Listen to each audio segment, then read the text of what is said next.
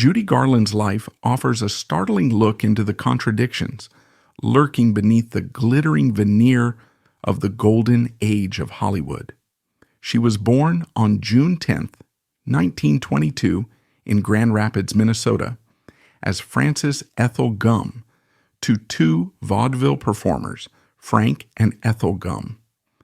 While it might have seemed that her journey was destined to be paved with applause and admiration, especially given her prodigious talent, this same route was also filled with fear, exploitation, impossible demands, and desperate attempts to sustain an image that a powerful studio system imposed on her from her earliest years. Garland's story in many ways reflects broader patterns in early Hollywood. On the one hand, massive commercial success. On the other, relentless pressure imposed on especially young and vulnerable entertainers. Although her name became synonymous with timeless classics, like The Wizard of Oz, the truth behind her iconic roles exposes the uncomfortable practices of that era, including forced dieting, the manipulation of minors through pep pills and sleeping medications, and the devastating personal toll that came with performing under constant scrutiny. To gain a deeper understanding of how this culture shaped and in many ways destroyed the lives of performers, one must consider both Garland's public triumphs and the more harrowing private experiences she endured throughout her 47 years. Unlike many Hollywood hopefuls who arrived in Los Angeles as adolescents or adults, Frances Gum, later rebranded by a studio executive as Judy Garland, was thrust into the entertainment world practically from birth. Her parents were both involved in vaudeville, an eclectic theatrical genre that combined music, dance, and comedy sketches.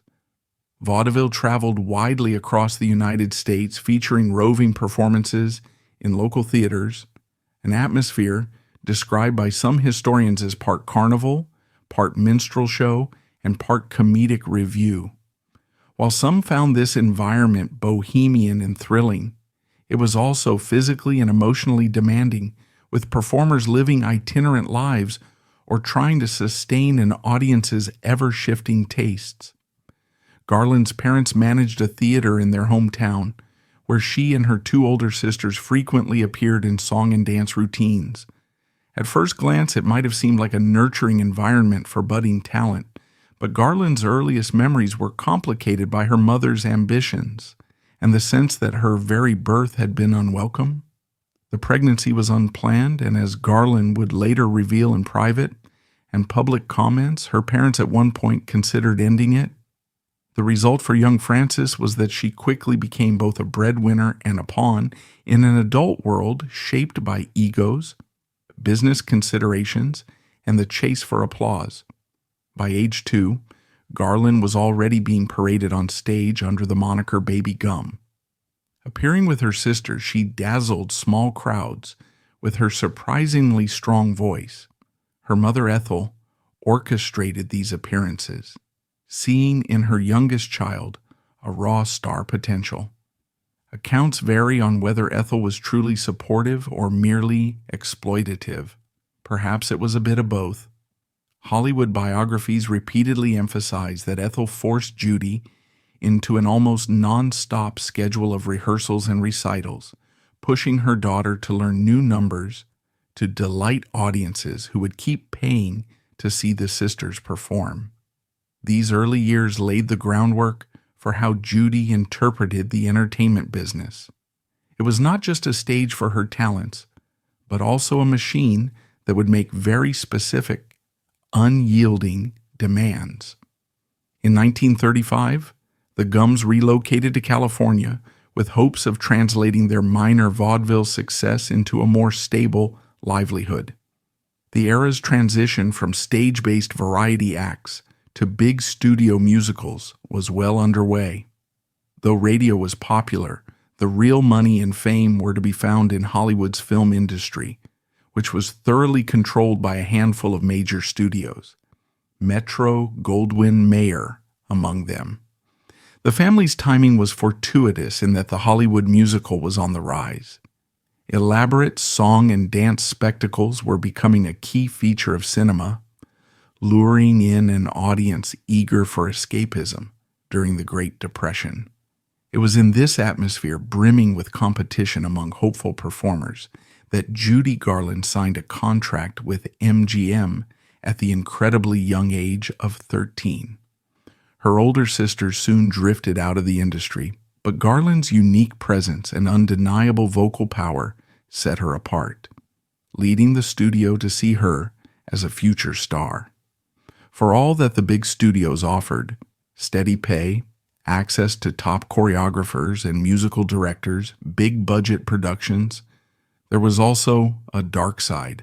Studios did not merely shape public reputations. They controlled almost every aspect of a performer's life, from what they wore to how much they weighed, from who they dated to, in certain instances, whether they could have children. Contracts could be draconian, giving management the authority to suspend or fine performers for insubordination, lateness, or moral transgressions. Actors were essentially employees whose private lives fell under the purview of studio executives. Those in charge tended to value short-term financial gain over the emotional well-being of the talent. And in Garland's case, such oversight was especially intrusive because she was seen as an investment who could bring the studio unprecedented success. All illusions that the system might be benevolent quickly shattered for Garland, as she was forced to keep a strict diet and was introduced to pills, both stimulants, also called pep pills, to maintain high energy for long shooting days, and barbiturates to forcibly knock her out for a few hours of sleep before the next punishing schedule. The logic behind this was purely pragmatic for the studio. They had major productions, tight deadlines, and musicals that required days upon days of filming elaborate dance sequences. There were no formal child labor protection laws that truly protected teenage actors. At best, there were nominal rules about school hours or break times that the studios circumvented by employing private tutors on set, so the so-called minors would simply learn in an on-set trailer between takes and then continue shooting throughout the evening. Garland was not the only child star to experience this. Mickey Rooney, who starred alongside her in several films, endured a similar fate. Yet in Garland's situation, the fixation on her appearance and weight made the pill regimen even more intense. Even before she turned 14, executives and publicists at MGM were calling Judy a little hunchback, the ugly duckling, and other insulting epithets that further piled onto her insecurities.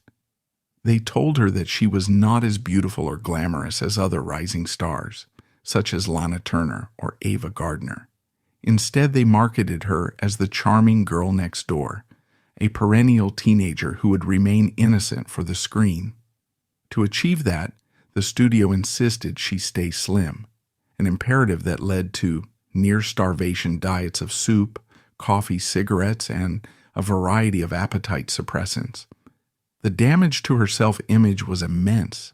The message from those in authority was that her natural body was unacceptable, and that the only way to succeed was to shrink herself physically and psychologically to fit their mold. All the while, Garland was on the cusp of stardom. A 1939 film adaptation of L. Frank Baum's The Wonderful Wizard of Oz was in production, an ambitious project helmed by MGM that involved an unprecedented level of special effects, technicolor sequences, and musical numbers. Garland landed the role of Dorothy Gale, a role that would become iconic the world over. Yet behind the charming illusions of Munchkin Land, the yellow brick road, and the sparkling ruby slippers, the filming process was grueling. Rumors swirled around the set about uncontrolled chaos. Multiple directors worked on the film, including Victor Fleming, who is officially credited, but also George Cukor and King Vidor, among others. The The studio was in a perpetual scramble to get costumes, makeup, and sets to match ever-evolving creative decisions, and the filming schedule seemed endless. Garland, just 16 at the time, was up at dawn, forced to put on a corset to flatten her teenage curves, and expected to work well into late-night hours, singing and acting in elaborate setups. When she grew tired, she was handed tablets that spiked her energy again. When she was too wired to rest, she was given sleeping pills to forcibly shut her system down. This regimen would continue tragically throughout much of her career. Adding to the horror were allegations, later brought to public attention in various interviews, that some of the adult male actors playing Munchkins harassed her. With so many extras in close proximity on the sound stage, it became challenging for the teenage Garland to navigate a work environment containing adults who did not necessarily see her as a child worthy of protection. She confided in colleagues that some men had groped her by slipping their hands beneath her dress. While studio publicists tried to quell any rumor of wrongdoing on set, Garland was already being molded to keep silent and do whatever was required to see each production through. Decades later, these stories would deeply disturb fans who had grown up with The Wizard of Oz as a heartwarming fantasy, never realizing that the dream factory behind the scenes had no guardrails protecting young performers. When The Wizard of Oz premiered in 1939, it immediately catapulted Garland to the top of Hollywood's darling list. Her rendition of Over the Rainbow became an anthem of longing, hope, and escapism. It also cemented her as MGM's biggest starlet. At 17, she received a Special Academy Juvenile Award, an honor also given to stars like Shirley Temple. And the studio realized how bankable she was. Her next roles capitalized on her comedic timing, vocal range, and friendly screen persona, yet the paternalistic hold MGM had over its teenage star led them to increase rather than decrease their control. She continued to be assigned girl next door parts in musicals, even as she yearned to explore more adult or dramatic roles. Her height, her round face, and her childishness in the eyes of executives meant that she was rarely allowed to venture beyond a certain type of character, and that further locked her into a cycle of diets and pills to look younger and more innocent than she really was. During that same period, Garland's personal life was overshadowed by her mother's meddling and the deeper studio involvement in every aspect of her decision-making. She was frequently reminded that she was an accidental child, that her family finances depended heavily on her success, and that she was thus morally obligated to do what the studio demanded. One of the most devastating intrusions involved her first pregnancies. As she blossomed into adulthood and married, for the first time to composer David Rose, Garland discovered she was pregnant. But MGM saw her becoming a mother as a direct threat to her carefully crafted youthful image. In the early 1940s, an unmarried or just barely married star having a child was seen by the studio as a PR crisis. The powers that be pressured her. Some accounts say they outright demanded that she terminate the pregnancy. The same heartbreak repeated itself again when she was forced to have a second abortion. For a woman already grappling with forced drug usage, a punishing workload, and the need to maintain a lovable teenage persona into her 20s, these coerced terminations were devastating. She later spoke about the profound emotional scars this left on her psyche, which were exacerbated by the whiplash of cheering crowds who saw only an appealing, carefree young star on the big screen. Amid these personal tragedies, she pressed on with her career, starring in musicals like Babes in Arms, 1939, alongside Mickey Rooney, and launching into the 1940s with a string of well-received performances. She matured vocally, adopting a more soulful style that allowed audiences to feel the vulnerability and longing in her singing, though few realized how grounded in reality that longing was. Moreover, audiences saw only the polished final product. They had no way of knowing that behind the scenes, she was forced to keep a schedule that involved multiple films or public appearance commitments each year, hours of vocal rehearsals, and ongoing pressure to remain at a certain weight. The result was ever-mounting anxiety, depression, and dependence on prescription drugs that were now an inescapable feature of her life. By the mid-1940s, Garland had become one of the highest-paid actresses in the industry, with hits like Meet Me in St. Louis, 1944. In that film, directed by Vincente Minnelli, she exuded a warmth and emotional sincerity that made the picture an enduring classic. Her soulful performances of the Trolley Song and Have Yourself a Merry Little Christmas are still lauded. This production also marked the beginning of a personal relationship with Minnelli, whom she married in 1945. That union produced her first child, whom she was allowed to keep, Liza Minnelli, born in 1946, who would later become a star in her own right. While Garland's marriage to Vincente Minnelli looked like a Hollywood fairy tale to the public, in reality the couple struggled with creative differences, her ongoing mental health and drug issues, and the challenges of living under the unrelenting spotlight. The duo did produce several further collaborations, but the marriage would end in divorce by 1951. Even as Garland's star shone, the cracks were showing. Off-screen, her relationships were complicated by emotional volatility, an erratic schedule, and a sense of disillusionment with the business that had made her name, but also robbed her of her childhood. Mickey Rooney, her longtime co-star and close friend, observed her struggles firsthand. Both he and Garland later revealed that the studios had placed them on diets, forced them to take amphetamines to keep up with production demands, and gave them sleeping pills only when their bodies reached utter exhaustion.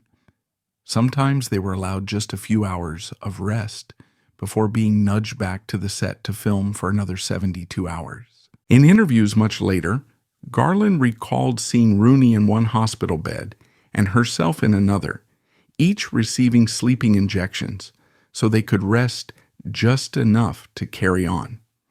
While Garland was able to speak openly about these experiences later in life, the damage was done. The cycle of dependence was solidified, and she had already missed out on the supportive environment a teenage girl needed to develop confidence and a stable sense of self. This harsh routine took a sharp toll not just on her physical well-being, but on her emotional and psychological health. By the time she was in her early 20s, her image, once joyous and vibrant, began to show signs of strain.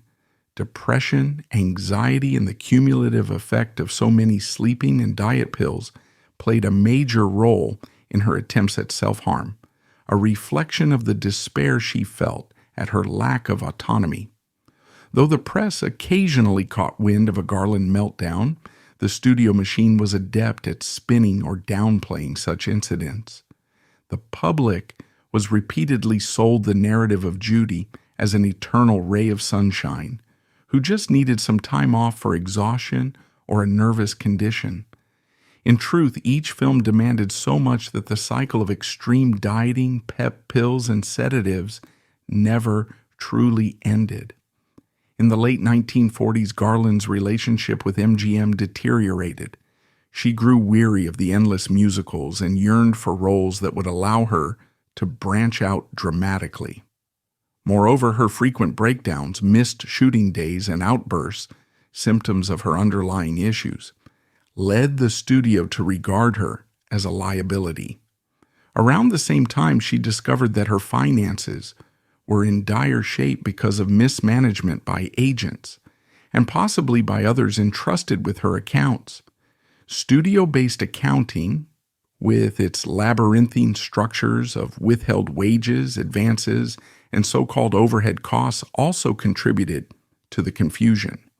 The result was that while she was undoubtedly bringing in significant revenue for MGM, she was accruing tax debts and personal financial burdens that would plague her for decades.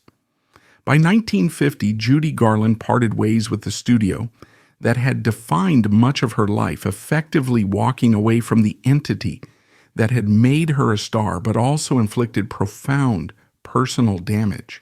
Her next career phase brought both a sense of freedom and additional challenges.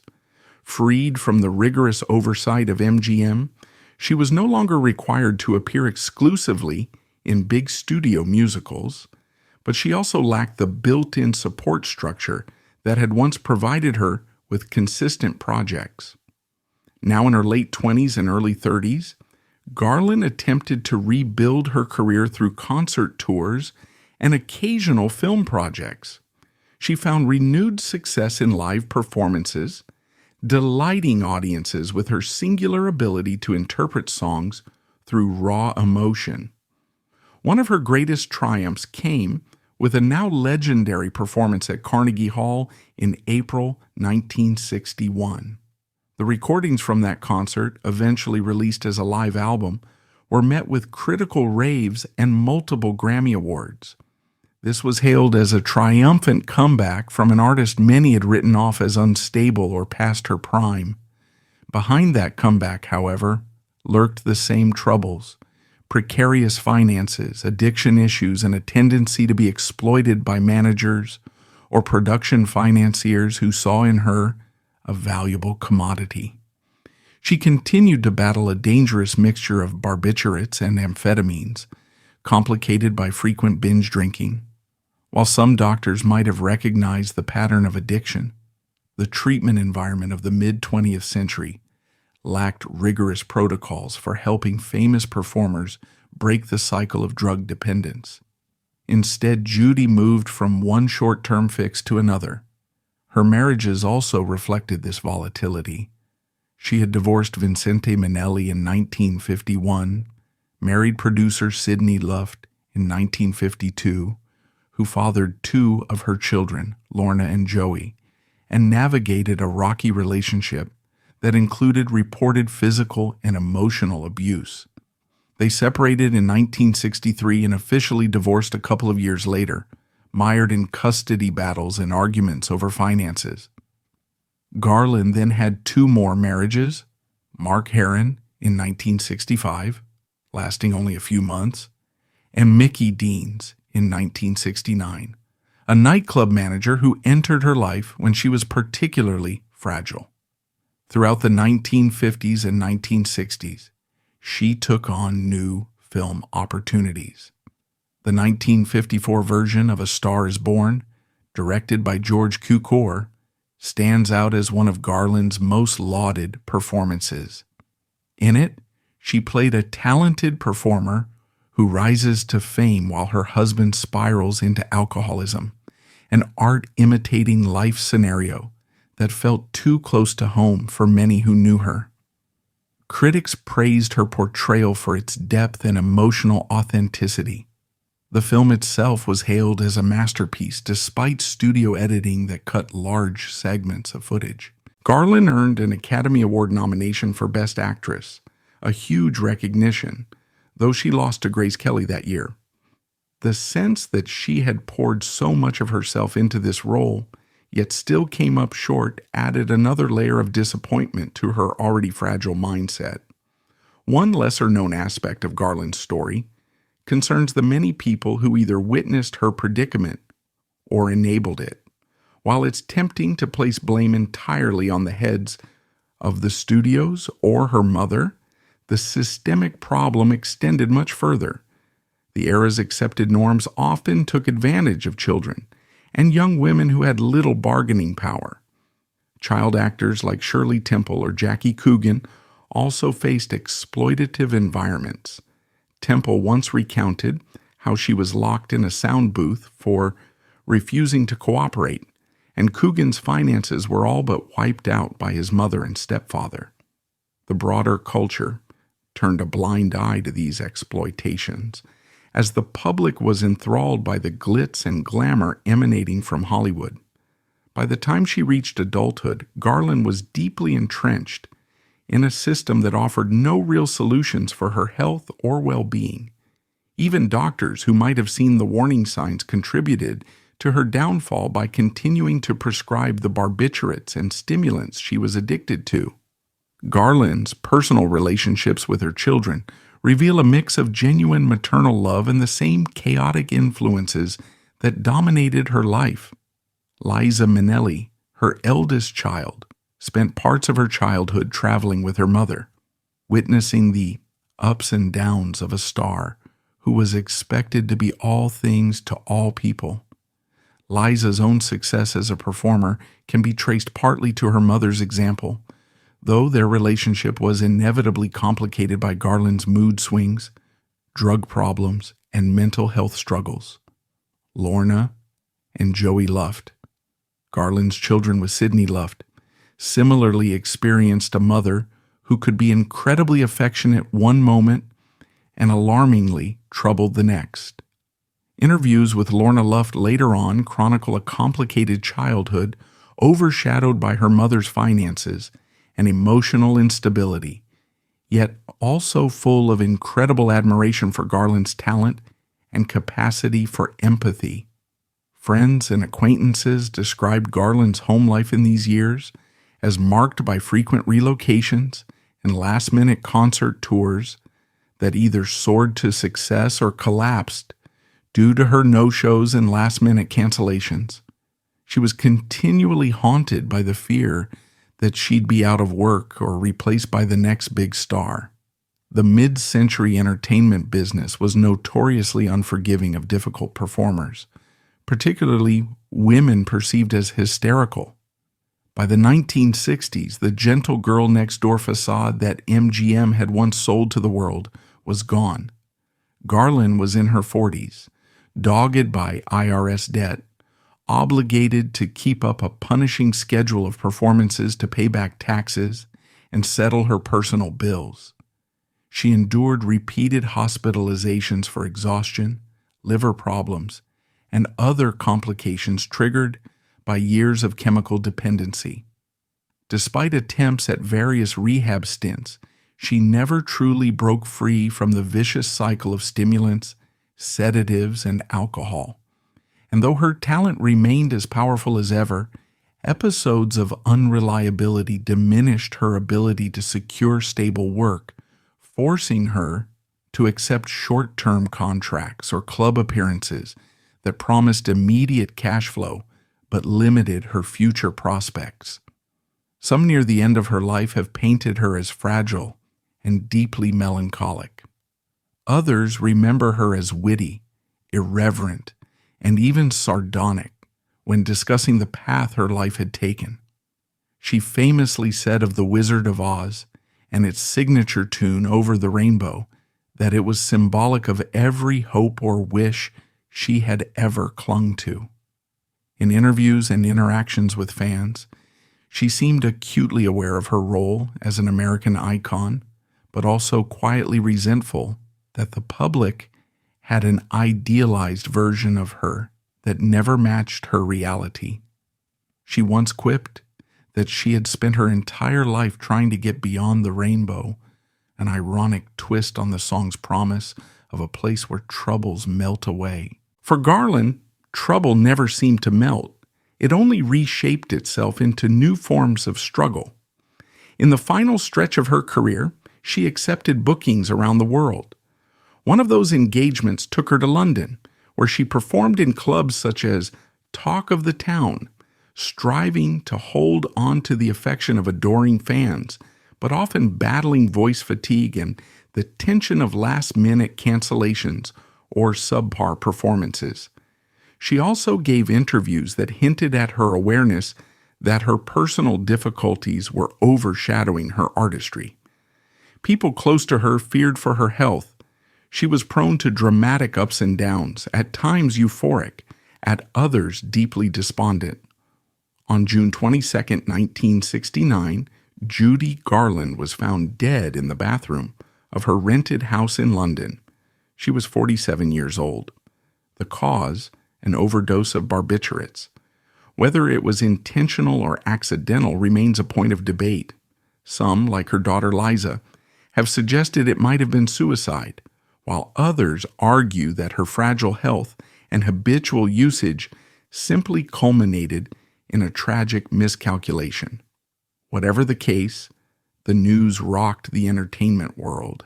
Vigils sprang up spontaneously in the United States and Europe as fans mourned a singer and actress who had been an integral part of their lives since childhood. In the wake of her death, speculation about her finances revealed just how precarious her situation had become. Despite being one of Hollywood's highest-earning stars in previous decades, she left an estate riddled with unpaid debts. The meltdown in her personal affairs was a stark reminder of the exploitative managers and unscrupulous agents who had taken advantage of her trusting nature, as well as the broader system that allowed this exploitation to continue unchecked. Yet in the public imagination, she remained Dorothy, belting out over the rainbow, wearing a bright gingham dress and iconic ruby slippers, searching for a place that would offer comfort and safety. The contrast between the innocent on-screen persona and the distressed private individual has come to symbolize the dark underside of classic Hollywood, a system that made fortunes for corporate interests by capitalizing on the youth and vulnerability of performers. The fascination with Garland's life never diminished. Biographies and memoirs, among them David Shipman's Judy Garland, The Secret Life of an American Legend, and Gerald Clark's Get Happy, The Life of Judy Garland, have delved into her triumphs and tragedies. Sid Luft, her third husband, wrote Judy and I, My Life with Judy Garland, an intimate portrait from someone who witnessed her life behind closed doors. These works wrestle with her dual image, the unstoppable entertainer who dazzled fans, and the troubled woman who struggled to cope with the relentless demands of her profession. In 2019, Renee Zellweger portrayed Garland in the biopic Judy, focusing primarily on Garland's final months in London. Zellweger's portrayal highlighted the lingering anxieties, the constant struggle with substance abuse, and the fleeting glimpses of the brilliance that made Garland a legend. Zellweger's performance won an Academy Award for Best Actress, once again shining a spotlight on the complex legacy of a performer whose life encapsulated the best and worst aspects of Hollywood's golden era. Garland's story is often invoked when discussing the fates of other starlets who face similar hardships. Marilyn Monroe, for instance, died under questionable circumstances at 36, also after years of being caught between public adoration and studio expectations. Child stars like Natalie Wood, or more contemporary figures like Lindsay Lohan or Amanda Bynes, have faced their own battles with mental health and unscrupulous managers, demonstrating that even outside the rigid studio contracts of Garland's day, the entertainment industry continues to pose enormous risks to the well-being of its youngest performers. Garland's trajectory, from a toddler forced on stage to a global icon undone by stress and addiction, is a cautionary tale that resonates across generations, highlighting the vital need for support systems and ethical protections for vulnerable artists. One of the most unsettling facets of Garland's life is that almost none of what she experienced was hidden from industry insiders. People saw her exhaustion, heard about the forced diets, and watched as doctors arrived on set to administer injections that few questioned. Rumors about her being fondled by men on set, including some of the adult actors playing Munchkins in Oz, were whispered in back lots, yet rarely reported to any authority. The sense of complicity runs through much of Hollywood's history, where personal tragedies were papered over or explained away to maintain the dreamlike illusions sold to the public. For the fans who discovered the extent of the exploitation decades after her death, it remains difficult to reconcile the childlike wonder of The Wizard of Oz with the knowledge that its teenage star was essentially living a nightmare off camera. In the broader context of American entertainment history, Garland's experiences at MGM and her subsequent struggles mirror the evolution of Hollywood's labor practices and celebrity culture. Early in the 20th century, when the studio system was at its most powerful, actors were often regarded merely as contract players. The system retained absolute power to typecast, to shelf an actor's career, or to demand personal concessions like abortions, marriages of convenience, and extended work hours. Over time, unionization efforts by the Screen Actors Guild, SAG, and other groups improved working conditions, but not before many performers like Garland suffered irreparable damage to their health and personal lives. Though it offers little comfort, it's worth noting that Garland's resilience in the face of constant adversity remained remarkable.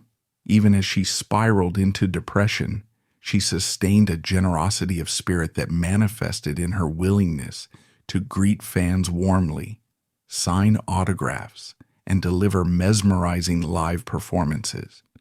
She once joked that she was a living billboard for sleeping pills, yet she managed to infuse her on-stage work with an electrifying honesty that kept audiences rapt. That duality, being simultaneously a victim of exploitation and a singular force of artistry, continues to captivate scholars and fans alike. Critics and cultural commentators have pointed out that the fascination with female suffering, especially in the context of stardom, has an enduring resonance in popular culture. Garland's repeated tragedies, from forced abortions to the physical toll of punishing film schedules, feed a public appetite for stories of beautiful sorrow. Then and now, audiences tend to rally around female entertainers who project vulnerability, both celebrating and fetishizing their struggles. The same phenomena can be observed in how people talk about figures like Amy Winehouse or Britney Spears, public narratives that vacillate between sympathy, gawking, and moral judgment. Garland's predicament remains a central chapter in this ongoing story about the complicated intersection between female stardom, audience fascination, and the darker motivations of an industry that sometimes treats performers as disposable commodities. Her legacy is also tethered to cultural transformations in music and film. She stands as a pivotal figure in the transition from the vaudeville style she experienced as a toddler to the classic Hollywood musicals of the 1930s and 1940s, and then onward to the more introspective and dramatic fare of the 1950s. She brought her early theatrical instincts and a near-breathless emotional intensity to every project, forging a style that influenced countless successors. One can hear echoes of Garland's big, emotive delivery in the works of Barbra Streisand, who has cited Garland as a major influence, and in stage performers everywhere who aim to weave storytelling directly into the framework of a song. Financial tribulations remained a signature hurdle until her final months. By the late 1940s and into the 1950s, she owed staggering sums in back taxes, the equivalent of millions in today's currency. Her attempts to reconcile these debts included performing in a whirlwind of concert tours, some of which produced glorious results, such as the iconic Carnegie Hall show, while others ended in fiasco. Gossip columns of the time eagerly relayed stories of Garland missing entire sets, the band still playing while she was too ill to appear, or walking off stage mid-performance. Such incidents tarnished her reputation among less sympathetic observers. while her devoted fans often saw them as heartbreaking signs of a beloved star cracking under unrelenting stress. Her attempts at comebacks captured in headlines about Judy rises again, or Garland in triumph followed the cyclical pattern of crisis, hiatus, and partial revival, each time revealing both her extraordinary willpower and the precariousness of her situation. As for her personal relationships, historians note that they were often shaped by the same controlling forces that dogged her professional life. Garland yearned for a stable family, but her marriages repeatedly slid into turmoil. There were accusations of infidelity, financial disputes, and even allegations of violence or extreme jealousy. Whether with David Rose, Vincente Minnelli, Sidney Luft, Mark Herron, or Mickey Deans, the marriages were all overshadowed by external pressures, including paparazzi attention and the strain of maintaining her star status. Each divorce exacerbated her sense of isolation. At times she found pockets of true affection, especially with her children, but she never achieved the consistently loving, supportive environment she seemed to crave. Her attempted suicides or episodes of self-harm were also widely reported. One infamous incident in which she supposedly cut her own throat led to sensational headlines, though the extent of the injury is debated. Media coverage in mid-century America could be both invasive and prudish.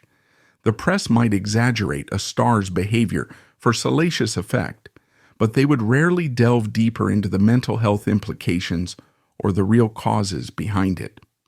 Thus, while news that Garland had been hospitalized for exhaustion or had collapsed during a performance might be widely circulated, there was scant public discourse about conditions like clinical depression, bipolar disorder, or the complexities of addiction.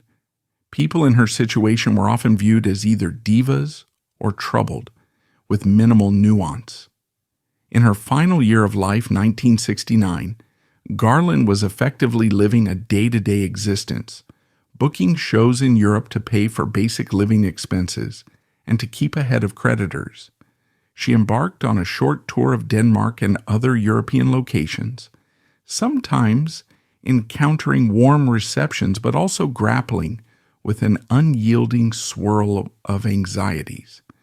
In March of that year, she married Mickey Deans, whom she had met in a New York hotel while he was delivering stimulants to her room, an ominous foreshadowing of the chaos that would accompany their relationship. Months later, she was found dead in London, an empty bottle of barbiturates nearby. The coverage of her death was simultaneously shocked, sad, and arguably sensationalist. Fans and colleagues lamented the tragic loss of a once-in-a-generation vocalist. They also pointed out that she had lived a long 47 years in star time, meaning she had been on the big screen for over 3 decades, an astounding run. Vigils and tributes took place in Los Angeles and New York, as well as in London.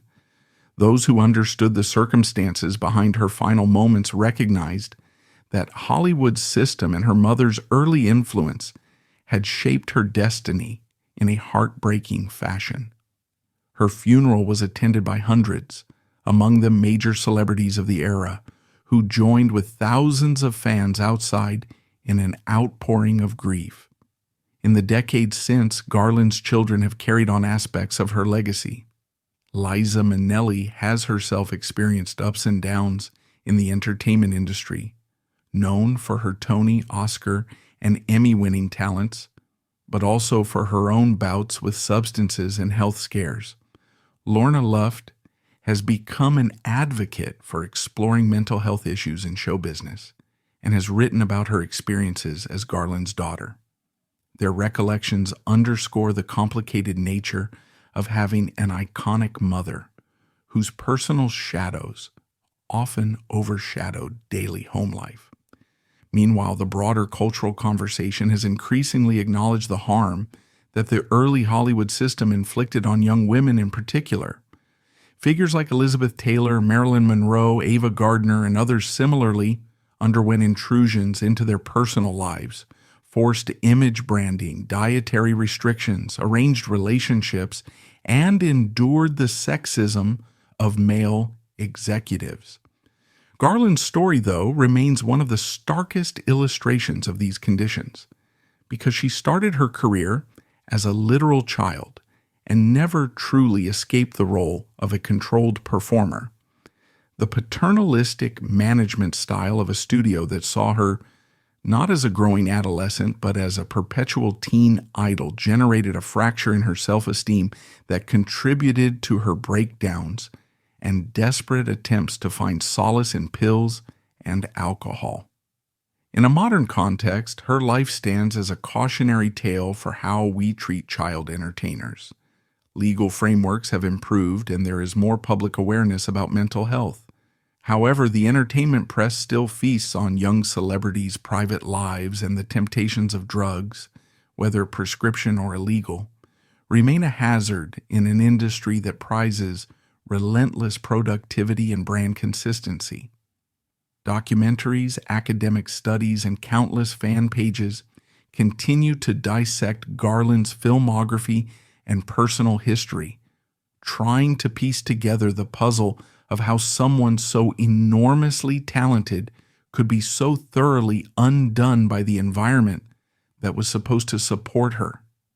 It speaks to a fundamental tension. The very gifts that made her extraordinary also exposed her to manipulation, and her innate empathy and craving for acceptance left her more vulnerable to the harm inflicted by those who saw only profits. Despite it all, her on-screen and recorded legacy is luminous. Clips of her performing Over the Rainbow or the Trolley Song can still bring tears to viewers' eyes, precisely because she channeled her personal longing into her vocal performances. Movies like Meet Me in St. Louis still charm new generations with her sincerity. A Star is Born remains a reference point for how musicals can also tackle weightier themes of love and sacrifice. Her few television appearances in the 1960s, including The Judy Garland Show, showcased a performer who, even at the tail end of her career, could deliver comedic banter, dramatic flourishes, and powerhouse vocals all in one segment. The compelling force of her talent refuses to vanish, even though the physical person behind that talent was so tragically short-lived. Had she been born into a different era, one with more stringent child labor protections, less invasive moral policing, and a more robust understanding of mental health, perhaps Judy Garland would have lived a far longer life. Perhaps she would have aged gracefully, appearing in occasional films and musicals, mentoring younger stars, and seeing the dawn of more progressive attitudes about women's autonomy. Instead, the historical constraints of the 1930s through 1960s funneled her into a devastating script she couldn't fully escape. This interplay of fate and context is one reason her story continues to resonate so deeply. In many ways, it's not merely about one actress or singer. It's about how a society can take a child with immeasurable promise, mold her into a symbol, and simultaneously drain the life out of her. In the years following her passing, many attempts have been made to preserve her memory. Fans can visit her grave, originally in London but later moved to the Hollywood Forever Cemetery in Los Angeles. Watch retrospectives on Turner Classic Movies that highlight her best roles, or collect anthologies of her music. Each retelling of her biography tends to shed a slightly different light on her relationships, her addictions, or her personal accomplishments, yet all revolve around the same truth, that Judy Garland was a once-in-a-generation performer who came of age in a system that failed to protect her humanity. Whether remembering her as Dorothy or as the troubled star of late-night concerts, the conclusion remains the same. Behind the spangled shoes and stirring vocals, there was a person yearning for genuine acceptance and the chance to define her own life. Her mother's role, too, remains a key point of debate. While some argue Ethel Gum was simply a stage mother lacking the knowledge or resources to protect her child, others see her as an enabler who introduced Judy to pills at an appallingly young age.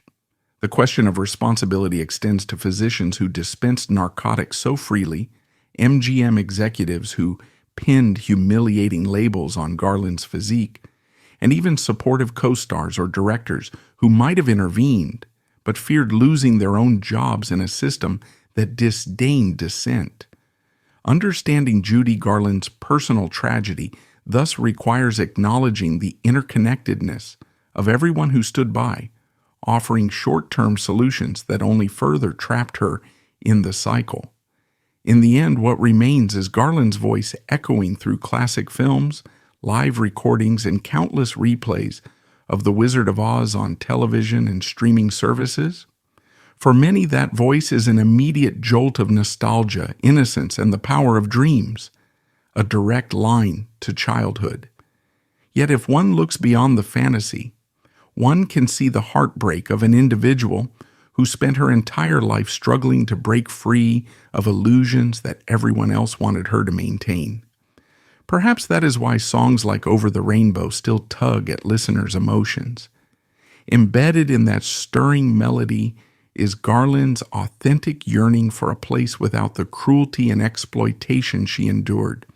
Her personal diaries and letters, along with her interviews, reveal glimpses of a woman who, for all her pain, retained flashes of humor and empathy and an undimmed devotion to her children. Generations of performers who followed have often paid tribute to her legacy, whether through cover songs, stage adaptations, or heartfelt homages in award speeches. They do so not merely because Judy Garland was a star, but because she was an entire constellation of brilliance and suffering, illuminating the flawed architecture of a film industry that demanded superhuman commitment from a child while denying her basic compassion. To watch her films today is to witness a singular light shining despite the shadows that loomed behind her. That dissonance is exactly what has made her a timeless figure. A performer whose radiant smile masked an all-too-human vulnerability, providing a testament to both the power of creativity and the tragic costs of a system that prioritizes profit over well-being. No aspect of her life story stands in isolation. Her forced abortions, her mother's actions, the men who harassed her, the executives who mandated her slim figure, the doctors prescribing lethal pills, her string of marriages, her abiding love for her children, her attempts at professional rebirth. It is the accumulation of these details that forms the mosaic of Judy Garland. In retelling her experiences, one must weigh both the horrifying exploitation she endured and the transcendent artistry she produced. It's important to remember above all else that she was not just a Hollywood commodity or a cautionary tale, but a full person with hopes, heartbreaks, wit, and resilience. She lived more in 47 years than many do in a century. Her daughter, Lisa Minnelli, once remarked that her mother's voice could capture every human emotion in a single phrase, pulling listeners into a realm of longing and love.